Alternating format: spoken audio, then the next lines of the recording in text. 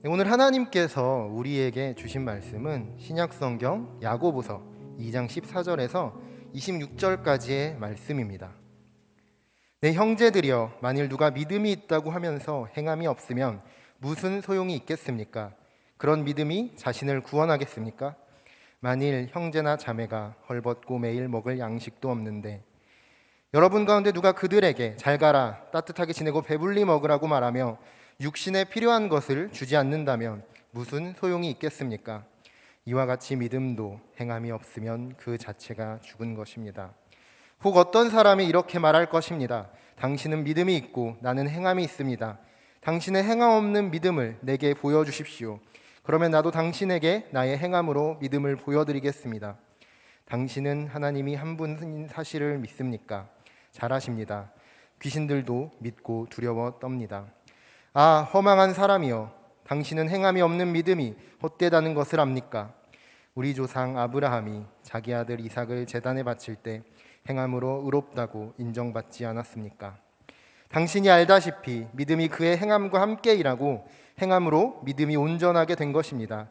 그래서 아브라함이 하나님을 믿으니 이것이 그에게 의로 여겨졌다라고 한 성경이 이루어졌고 그는 하나님의 친구라고 불렸습니다. 여러분이 보다시피 사람이 행함으로 의롭다고 인정받는 것이지 믿음으로만은 아닙니다. 이와 같이 창녀 라합도 접자들을 숨겨주고 다른 길로 가게 했을 때 행함으로 의롭다고 인정받지 않았습니까? 함께 읽겠습니다. 마치 영혼 없는 몸이 죽은 것 같이 행함이 없는 믿음도 죽은 것입니다. 아멘.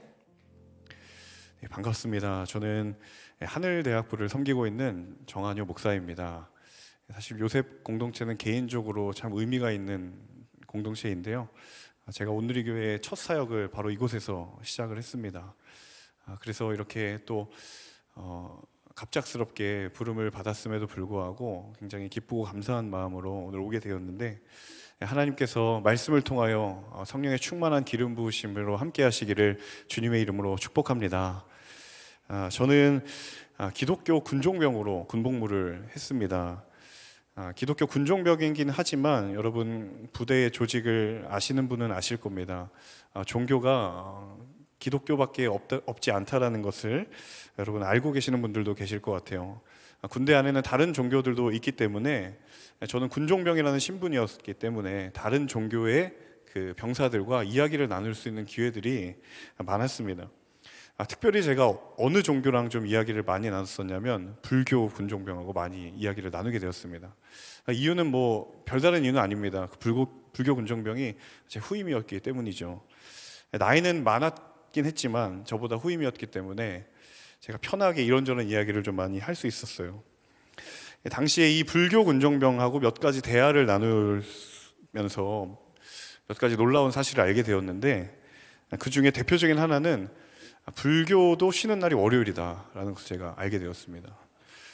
저는 교회만 쉬는 날이 월요일인 줄 알았는데 그 친구도 월요일 날 저랑 똑같이 쉬더라고요. 그래서 이제 제가 편하게 너네도 월요일 날 쉬냐 그랬더니 예, 저희도 월요일 날 쉽니다 이렇게 얘기를 하더라고요. 제가 휴무일이 갔다 보니까 자연스럽게 이 불교 군종병하고 시간을 같이 보내는 적이 많았습니다. 저는 이제 물론 하나님을 믿지만 종종 그 불교 군종병이 관리하는 법당에 좀 놀러 간 적이 있습니다. 뭐 신앙을 버린 건 아닙니다. 그냥 그저 놀러 간 겁니다. 가서 라면 끓여 먹고 점심에 이제 이런저런 이야기를 하죠.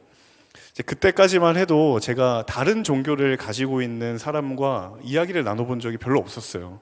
늘 저의 주변에는 교회 다니는 친구들, 늘 저희가 만나는 사람들은 대부분이 신앙인들이었기 때문에 전혀 다른 종교를 가지고 있는 사람과 대화하는 게 거의 없었던 것 같아요. 제가 한 번은 이 친구에게 그런 질문을 했습니다. 너는 교회의 어떤 모습을 보면 내가 교회를 다니고 싶다라는 마음이 들 것 같냐고 이렇게 질문을 했어요. 이 친구가 잠깐 고민하더니 이렇게 대답을 했습니다. 네, 저는 말과 행동이 일치하는 모습을 보면 제가 교회 가고 싶은 마음이 들 것 같습니다. 이렇게 이야기를 하더라고요. 그래서 제가 한 번 더 질문했죠. 그럼 네가 보기에는 교회 다니는 사람이 그렇지 않다고 보여지는구나. 이렇게 제가 물었죠. 이게 선임과 후임 관계니까 제가 아무리 편하게 질문을 해도 이 친구는 항상 모든 질문을 부담스럽게 받아들이는 거예요. 내 눈에는 교회를 다니는 사람이 말과 행동이 일치하지 않는구나. 제가 그냥 정말 단순하게 질문을 던졌는데 이렇게 대답을 하더라고요. 정한효 병장님이 그러신 건 아니고요. 다른 사람이 그런 것 같은 것을 본 적이 있습니다. 이렇게 머뭇거리면서 얘기를 하더라고요. 그 친구의 눈에 비친 교회를 다니는 사람이 말과 행동이 일치하지 않는 모습, 바꾸어 표현한다면 그 믿음에 걸맞는 삶이 사라진 모습이라고 할 수가 있겠죠. 자, 믿는다고 말하면서도 왜 내 모습은 여전히 제자리에 있는 것일까? 누군가에게 나는 교회를 다닌다라고 이야기를 하지만 왜 내 믿음의 흔적은 내 믿음의 고백과 발맞추어서 함께 가지 못하는 것일까? 여기 앉아 계신 분들이라면 한 번쯤 이 질문을 스스로에게 던져보신 적이 있을 거라고 생각합니다. 한 번이라도 신앙생활을 내가 좀 진지하게 정말 잘 해보겠다라는 마음을 먹으셨다면, 그리고 영적인 성장과 성숙을 내가 정말 갈망하고 그것을 원한다라고 생각해 보신 분이라면 이런 신앙적인 고민과 이 질문 앞에 여러분이 한 번쯤은 다 직면해 보셨을 것이다 생각합니다. 자, 오늘 우리가 함께 나눌 이 본문이 바로 이 부분에 대한 말씀입니다. 다소 무겁게 혹은 굉장히 부담스럽게 이 본문이 우리에게 들려질 수도 있을 거라고 생각합니다. 하지만 이 시대, 특별히 교회의 소금과 빛된 역할이 세상 가운데 점점 희미해지고 있는 이 시대 가운데 우리는 시대적인 사명, 영적인 사명을 따라 이 말씀을 결코 외면할 수 없는 말씀이 되었던 것이죠. 자, 이 시대, 그리고 저와 여러분의 삶에 반드시 직면해야 할 이 말씀 앞에 하나님께서 오늘 저와 여러분을 부르실 때 그 하나님의 마음을 품게 되는 귀한 결단이 있는 복된 시간이 될 수 있기를 주님의 이름으로 축원합니다. 우리 먼저 14절의 말씀을 함께 같이 읽어보도록 하겠습니다. 14절의 말씀 함께 읽습니다. 네, 형제들이여, 만일 누가 믿음이 있다고 하면서 행함이 없으면 무슨 소용이 있겠습니까? 그런 믿음이 자신을 구원하겠습니까? 14절에 보면 만일 누가 믿음이 있다고 하면서 행함이 없으면 무슨 소용이 있겠습니까? 라고 야고보 사도가 질문을 합니다. 자, 이 표현이 개역개정 성경을 보시게 되면 이런 표현으로 바뀌어져 있습니다. 믿음이 있노라 하고 행함이 없으면 무슨 유익이 있으리요? 우리말 성경에는 소용이 있다라고 표현이 되어 있지만 개역개정 성경에서는 유익이 있는가라고 묻고 있습니다. 자, 야고보 사도는 믿음과 함께 행하는 그 행함이 갖는 유익이 분명히 있다라고 이야기를 하고 있어요. 분명히 이것에 대해서는 어떤 유익이 있다라는 말이죠. 제가 한 번은 휴일에 제 집에서 TV를 틀었는데 어떤 의사 한 분이 나와서 치매를 예방하는 방법에 대해서 이렇게 설명을 해주시더라고요. 자, 그러던 중에 치매를 예방하는데 굉장히 도움이 될 만한 그런 음식을 이 의사 선생님이 소개를 시켜주는 거예요. 그 중에 하나가 견과류였습니다. 뭐 땅콩, 아몬드, 견과류였어요. 제가 아내랑 제가 그걸 보다가 견과류가 치매 예방에 도움이 되는구나 이러면서 중얼거리고 무심코 그 다음 채널을 딱 넘겼는데 그 홈쇼핑에서 그 견과류를 팔고 있는 거예요. 저는 그때 알았습니다. 그 건강 프로그램과 동시에 맞추어서 홈쇼핑에서 똑같은 물건들을 이렇게 판매하고 있다는 것을 제가 그때 알았거든요. 자, 왜 그런 편성을 하고 있는가? 방송사들은 다 알고 있어요. 사람들의 심리 가운데 나의 건강에 유익이 되고 도움이 된다고 하면 사람들은 다 한 번쯤 관심을 갖습니다. 특히나 우리 사람들은 몸에 좋다고 하면 어때요? 다 뭐든지 한번 먹어보려고 하잖아요. 자, 그런 소비자의 이 심리를 마케팅에 적극적으로 활용을 하고 있는 것이죠.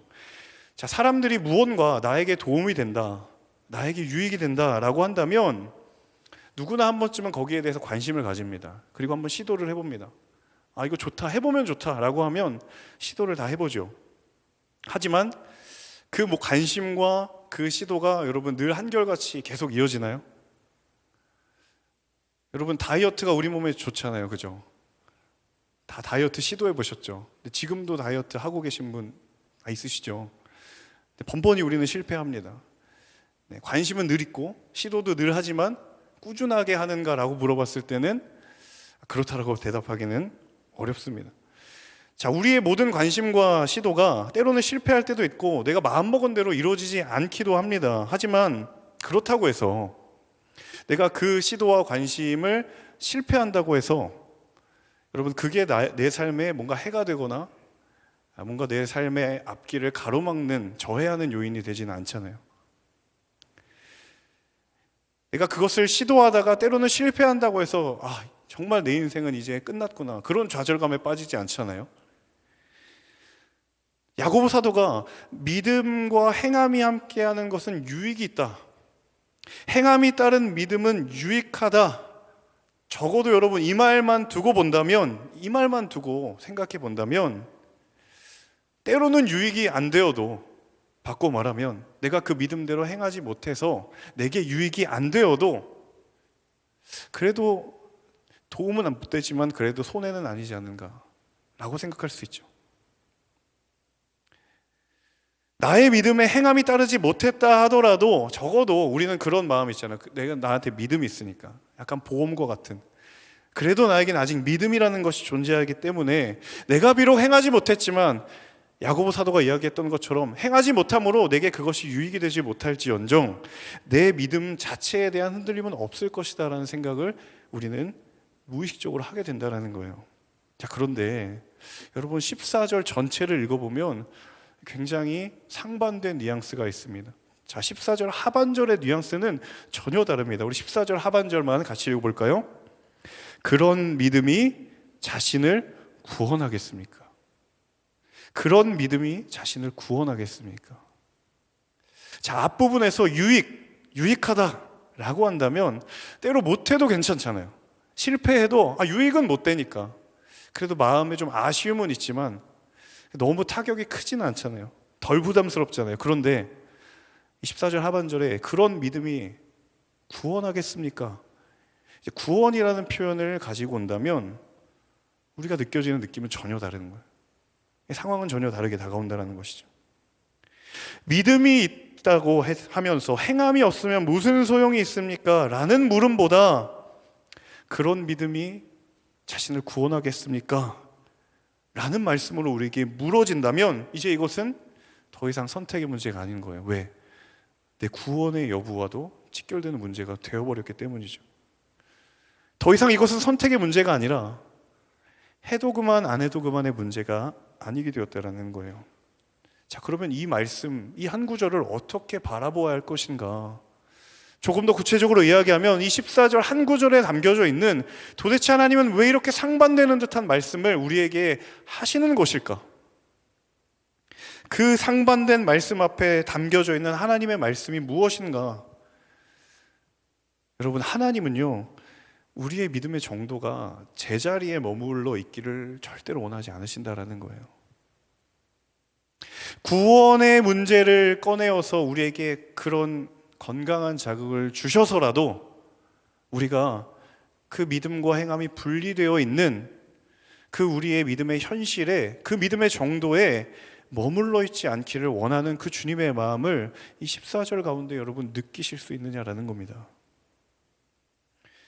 이 야고보 사도가 믿음과 행함의 관계를 유익의 차원에서 말을 하기 시작했지만 구원의 문제로 결론 내린 이유가 무엇인가? 여러분, 우리의 믿음에 합당한 흔적, 그 믿음의 삶을 살아내는 그 삶의 흔적은 이제는 더 이상 유익하고 무익하고의 문제가 아니라 그것은 우리의 삶을 다하여 부르심에 합당한 문제이며 그리고 사명의 문제이기 때문인 줄로 믿습니다. 사랑하는 여러분, 선택을 넘어 사명으로 나아가는 믿음의 삶을 이루는 귀한 모든 요셉의 예배자들 되시기를 주님의 이름으로 축원합니다. 더 이상 믿음에 합한 삶에 새겨지는 믿음의 이 흔적을 여러분 선택의 영역에 두지 않으시기를 원합니다. 유익한가 무익한가를 따지는 것이 아니라 하나님은 구원의 문제로까지 이야기를 하시면서까지 내가 그 삶을 살아내기를 원하시는 주님의 마음이 이 말씀 가운데 담겨져 있다고 한다면 이제는 그 주님의 마음을 우리의 마음 가운데 심고 그 믿음의 지경을 더 넓혀가는 귀한 한 사람 한 사람 되시기를 축복합니다. 여러분 스스로에게 한번 정직하게 되물어 봅시다.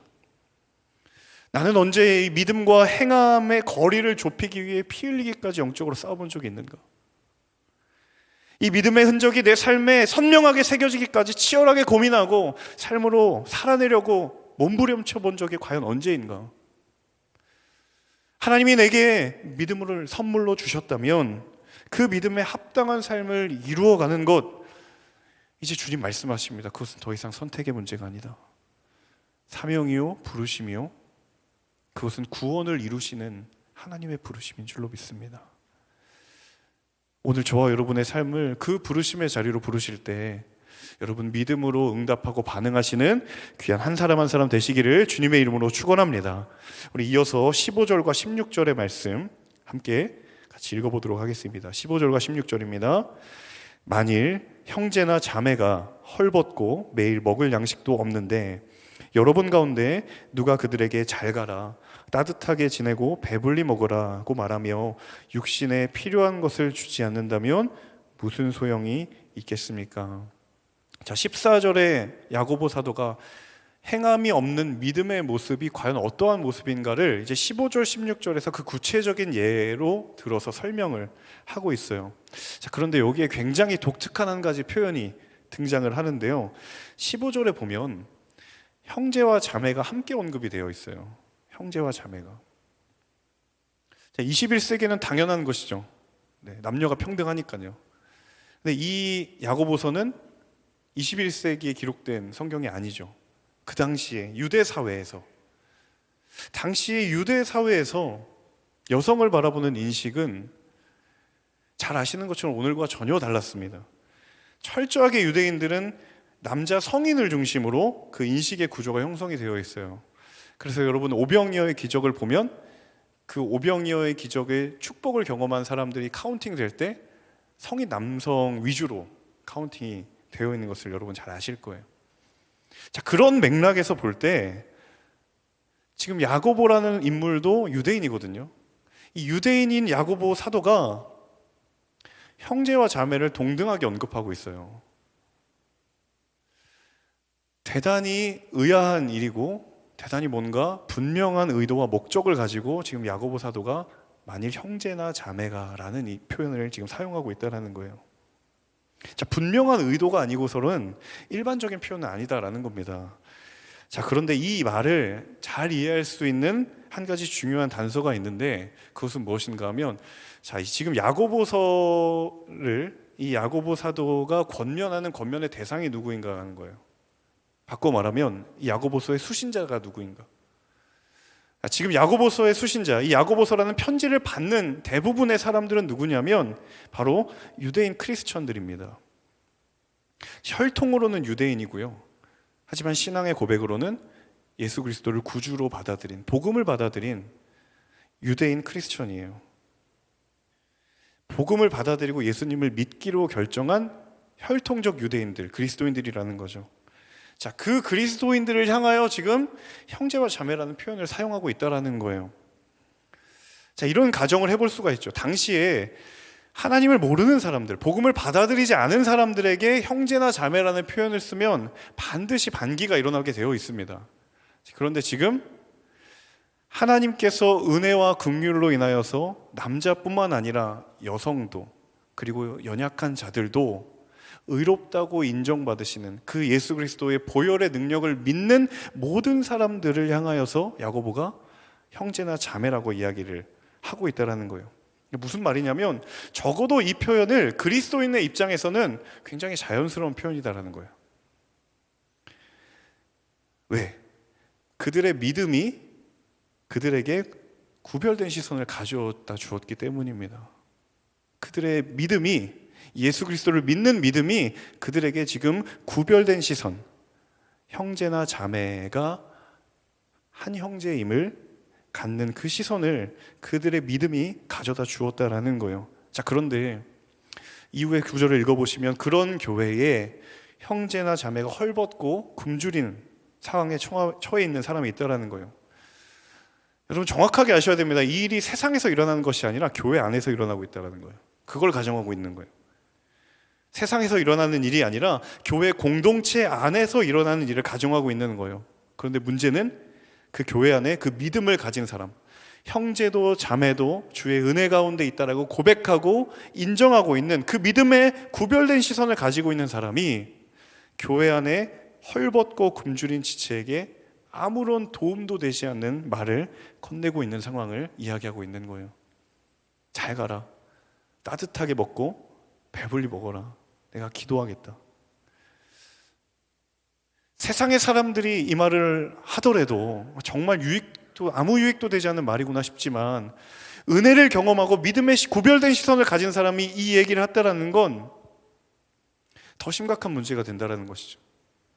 그들의 시선, 그들의 필요를 전혀 모르는 사람이 건넨 말이 아니라 무엇이 필요하고 내가 지금 나의 시선과 나의 입장에서 무엇을 해주어야 될지를 분명하게 아는 사람, 그럼에도 불구하고 그것에 대한 구체적인 행동, 책임 있는 행동을 하지 않았다라는 거예요. 자, 그리고 결정적으로 이런 말, 가서 배불리하고 따뜻하게 해라, 이 말은 굳이 그리스도인이 아니어도 누구나 할 수 있는 말이라는 거죠. 여러분, 말씀은 우리에게 중요한 도전을 이야기합니다. 믿음으로 구별된 시선을 가지게 되었다면 행함으로 우리의 삶을 구별하게 하라는 거예요. 믿음이 우리의 시선을 구별하게 만들었어요. 세상과 구별된 시선을 그 믿음이 우리에게 주었어요. 형제도 자매도 그리스도 안에서 하나라는 그 구별된 시선을 주었다면 거기에서 끝나는 것이 아니라 이게 우리에게 주신 또 다른 부르심은 무엇이냐면 행함으로 이제는 우리의 삶을 구별해야 될 때가 왔다라는 거예요. 그리스도인이 됨으로, 다시 말해 믿음을 가짐으로 형제뿐만 아니라 자매도 동등한 존재라는 사실을, 그 구별된 시선을 가지게 되었다면 이제 우리가 바라보아야 될 것은 무엇인가? 구별된 삶이라는 거예요. 여러분, 우리 안에 이런 안주하고 싶은 마음이 얼마나 많이 있습니까? 구별된 시선만 가지면 족하다라는 마음이 우리 안에 얼마나 무의식적으로 잠재해 있습니까? 여러분, 구별된 시선을 갖는 건 어떠한 손해와 어떠한 수고와 어떠한 헌신도 필요로 하지 않습니다. 하지만 구별된 삶을 살아간다는 건 전혀 다른 이야기입니다.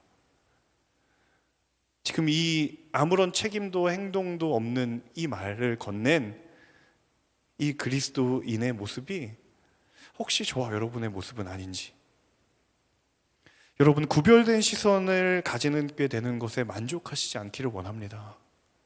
거기에 머무르려는 내면의 교묘한 속삭임을 여러분 말씀 앞에 경계하십시오. 하나님은 우리가 구별된 시선을 우리에게 선물로 주셨고, 그리고 더 나아가 그 시선을 가지고 구별된 삶을 살라고 말씀하시는 줄로 믿습니다. 여러분, 하나님께서 믿음으로 말미암아 내게 주신 그 구별된 시선이 퇴색하지 않는 길은 그 시선을 가지고 그 삶을 살으라는 거예요. 여러분, 이 믿음의 걸음을 포기하지 아니하고 끝까지 걸어가는 하나님의 사람들 모두가 되시기를 주님의 이름으로 축원합니다. 우리 이어지는 18절의 말씀 같이 한번 읽어볼까요? 18절의 말씀 함께 읽습니다. 혹 어떤 사람이 이렇게 말할 것입니다. 당신은 믿음이 있고 나는 행함이 있습니다. 당신의 행함 없는 믿음을 내게 보여주십시오.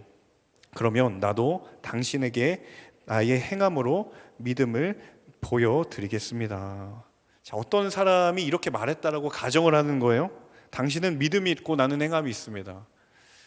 이 말 안에 중요한 한 가지 전제가 있죠. 어떤 전제냐면 믿음과 행함이 분리될 수 있다는 전제예요. 나는 행함이 있으니 당신은 믿음이 있다. 그럴 수 있다는 얘기는 믿음과 행함이 분리될 수 있다는 걸 전제하고 있죠. 사실 누군가의 말을 빌려서 지금 야고보서가 이야기하고 있지만, 사실은 이 말은 우리의 내면 안에도 도사리고 있는, 우리도 의식하지 못하는 내면의 속삭임과 같습니다. 자, 그렇다면 여러분 한 번쯤 이런 질문 해보셨죠? 왜 믿음은 행함과 함께하기 어려운 것처럼 느껴질까? 왜 믿음은 행함과 함께하기 어려운 것일까? 저도 이 말씀을 준비하면서 다시 한번 제 모습을 돌아보고 많은 묵상을 하게 되었는데, 흔히 우리 안에 다음과 같은 생각이 존재하고 있는 것은 아닐까라는 생각을 해보게 됩니다. 어떤 생각이냐면, 믿음은 하나님이 하시는 것이고 그리고 행함은 내가 하는 것이다라는 생각이 우리 안에 참 많이 있기 때문은 아닐까. 거칠게 표현하자면 믿음은 하나님이 내게 주시는 것, 하나님이 하시는 일이죠. 하지만 행함은 어때요? 내가 해야 될 일인 것처럼 우리는 많이 느끼잖아요. 그렇게 생각하잖아요. 여러분은 어떠십니까? 저는 이 생각을 종종 실감하거든요. 하나님은 분명히 믿음을 내게 주셨어요. 믿음 주신 것은 하나님이 하신 일입니다. 그런데 그 믿음을 따라 행하는 건 내가 감당해야 될 몫이 아닌가라는 생각을 참 많이 하게 되는 거예요. 그리고 그렇게 생각하기 쉽다라는 거예요. 그런데 여러분, 이 말이 과연 맞는 말일까요? 이 말에 대한, 이 물음에 대한 해답이 바로 빌립보서에 있습니다. 우리 빌립보서 2장 13절의 말씀 함께 같이 읽어보도록 하겠습니다. 너희 안에서 행하시는 이는 하나님이시니 자기의 기쁘신 뜻을 위하여 너희에게 소원을 두고 행하게 하시나니. 자, 왜 내 삶의 믿음과 행함이 분리된 것처럼 느껴질까? 믿음도 하나님이 주시는 것이지만 이 빌립보서의 이야기처럼 행하게 하시는 이도 하나님이시라는 사실을 우리가 참 많이 잊기 때문입니다. 행하게 하시는 이가 하나님이심을 잊게 되는 이유는 그럼 무엇인가? 내 현실을 보니까 그런 거죠. 내 모습을 보니까 도무지 내 모습 봐서는 하나님이 행하시는 것 같지 않은 거예요. 내가 행하면 차라리 하나님 정죄하지 않으니까. 내 모습 보면 그래, 내가 행하는 건 책임 소재가 나에게 있으니까. 그런데 여러분, 빌립보서는 분명하게 이야기하거든요. 너희 안에서 행하시는 이는 하나님이시다. 말씀은 분명히 이야기합니다. 너희 안에서 행하시는 이는 하나님이시다. 심지어 목적이 있어요. 분명한 목적이 있어요. 당신의 기쁘신 뜻을 위하여 오늘도 우리의 삶에 소원을 두고 계신 분이 하나님이시다. 우리가 생각하고 있는 믿음을 주시는 것은 하나님이 하시는 일이고 그 믿음을 따라 행하는 것은 내 몫이 아니라 그것마저도 하나님이 행하게 하시는 일이다. 그 주권마저도 하나님께 있다라는 사실을 우리의 모습을 바라보면서 우리는 얼마나 많이 망각하고 있느냐라는 거예요. 사랑하는 여러분, 하나님은 믿음의 주인이시며 동시에 행함의 이유가 되시는 줄로 믿습니다. 이 사실을 기억하실 수 있기를 바라요. 하나님이 믿음의 주인이심과 동시에 그 행함의 이유가 되십니다. 너희 안에서 행하시는 이는 하나님이시니 자기의 기쁘신 뜻을 위하여 하나님의 소원을 두시고 우리로 하여금 행하게 하신다라는 거예요. 때로 믿음을 살아내는 걸음이 멈춘다고 느껴질 때에도 여전히 그럼에도 불구하고 우리를 부르시고 그 믿음의 길을 걷게 하시는, 그 주와 동행하는 것을 포기하지 않게 하시는 그 역할을 하시는 분이 누구신가? 때로 우리가 좌절하잖아요. 이 말씀도 들으시는 이 순간에 그렇지, 다시 한번 살아봐야지 하지만 이 교회당을 나가는 순간 또다시 넘어질 때 그 믿음의 좌절의 순간에서도 우리는 비록 포기하였지만 하나님은 포기치 아니하시고 자기의 기쁘신 뜻을 위하여 우리 한 사람 한 사람에게 소원을 두고 행하시는 하나님이신 줄로 믿습니다. 여러분, 이 믿음의 비밀을 우리의 행함의 자리가, 우리의 믿음의 흔적의 자리가 희미해졌을 때 이 말씀을 붙드시기를 주님의 이름으로 축원합니다. 여러분, 이어서 야고보 사도가요, 그 믿음과 행함의 본이 되는 구약의 두 명의 인물을 이야기합니다. 한 사람은 아브라함이고 또 한 사람은 기생 라합입니다. 우리 21절과 22절의 말씀을 함께 같이 읽어보도록 하겠습니다. 우리 조상 아브라함이 자기 아들 이삭을 제단에 바칠 때 행함으로 의롭다고 인정받지 않았습니까? 당신이 알다시피 믿음이 그의 행함과 함께 일하고 행함으로 믿음이 온전하게 된 것입니다. 자, 아브라함이 행함과 믿음이 일치되었다는 것을 이 야고보서에서 어떤 이야기를 가지고 이야기를 하냐면 바로 아들 이삭을 바쳤던 사건, 그것을 가지고 이야기를 하거든요. 자, 여러분, 아브라함이 자기 아들 이삭을 바치는 장면을 잠깐 한번 떠올려 봅시다. 분명히 아브라함은 자기 아들 이삭을 제물로 바치려고 모든 준비를 마쳤습니다. 창세기 22장을 보시면, 21장 22장을 보시면 아실 수 있어요. 실제로 아브라함은 자기 아들을 제물로 바치려고 하는 행위를 했습니다. 행함을 했어요. 자, 그런데 21절, 야고보서 21절에 보시면 그 행함으로 하나님으로부터 의롭다는 인정을 받지 않았는가라고 묻고 있습니다.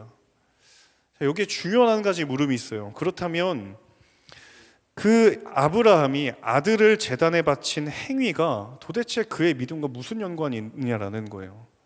이 구절만 뚝 띄워놓고 보면 정말 우리가 경계하고 있는 그 구원파적 믿음, 행함으로 믿음을 얻는다는 그런 믿음처럼 보여요.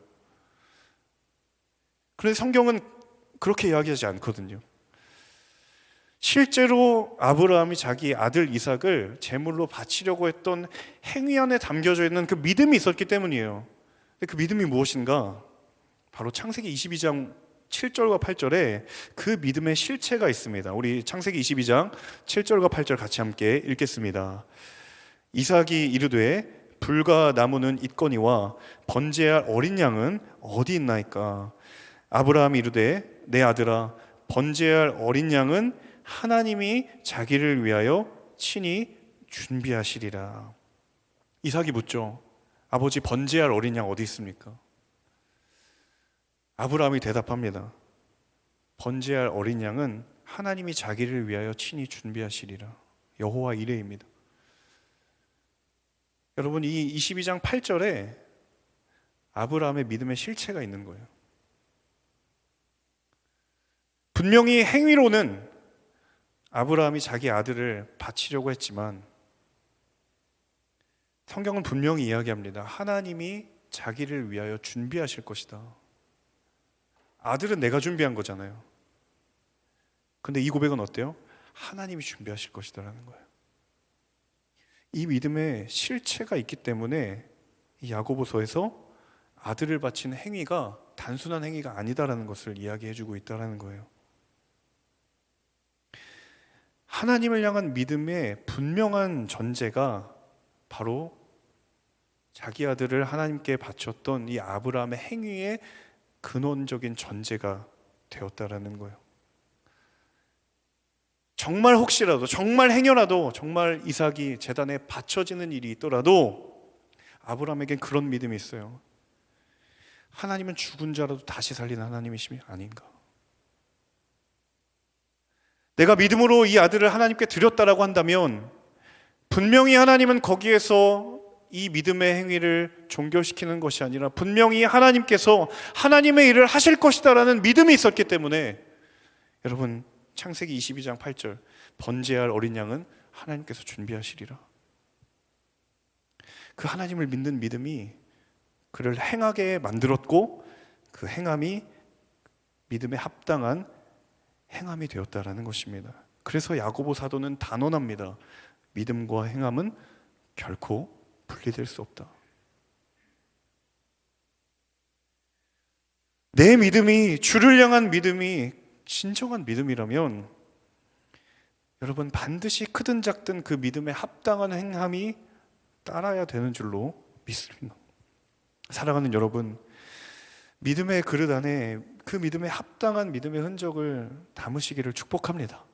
때로 내게 담겨져 있는 그 믿음의 분량이 너무도 부족하고 너무도 보잘것없다 하더라도, 또한 때로는 그 행함을 지켜내지 못한 때라 하더라도 여러분, 포기하지 마십시오. 너희를 위하여 행하시는 이는 하나님이시니 자기의 기쁘신 뜻을 위하여 우리에게 소원을 두고 행하시는 그 하나님이시기 때문입니다. 반드시 하나님의 때에 거두게 하시는 은혜가 있을 줄로 믿습니다. 제가 처음에 요셉 공동체에 왔을 때 결혼을 하고 이제 그때 아이가 태어났는데 그 아이가 자라서 초등학교에 들어갔거든요. 저희 첫째 아들이 이번 주에 초등학교에 입학을 했어요. 근데 저희 첫째 아들이 저에게 그렇게 묻더라고요. 정말 담담하고 냉정한 목소리로 이렇게 물었어요. 아빠는 나한테 소리 지르지 말라고 하는데 왜 아빠는 나에게 조용히 하라고 소리를 질러? 화를 안 내고 담담하게 이야기하니까 정말 부끄럽더라고요. 제가 이 설교를 준비하면서 문득 그 아들의 말이 생각이 나는 거예요. 왜 그랬을까? 정말 아이들은요, 부모의 말을 믿습니다.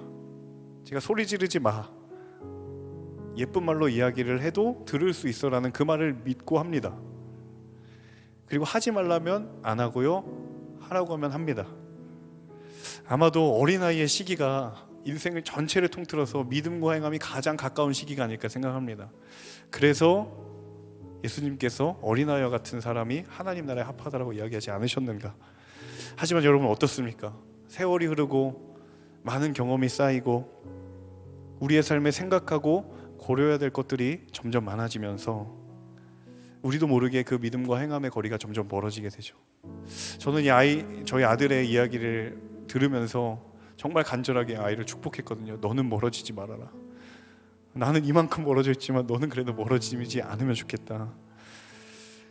사랑하는 여러분, 우리의 신앙적 고민이 언제까지 믿음이냐 행함이냐 이 질문에 언제까지 머무르시겠습니까? 언제까지 넘어지는 나의 모습을 바라보며 고민만 하고 계실 겁니까? 너무 괴로운 나머지 야고보서는 피할 수 있으면 좋겠다. 여러분 주일마다 들으셔야 되잖아요. 빨리 로마서나 갈라디아서나 히브리서로 갔으면 좋겠다. 그렇게 언제까지 피해갈 수가 없는 물음이잖아요. 그 말은 바꾸어 이야기하면 하나님이 저와 여러분에게 더 이상 그 고민에 머물러 있지 않기를 원하는 주님의 마음이 있는 줄로 믿습니다. 언제까지 그 고민에 머물러 있을 것인가?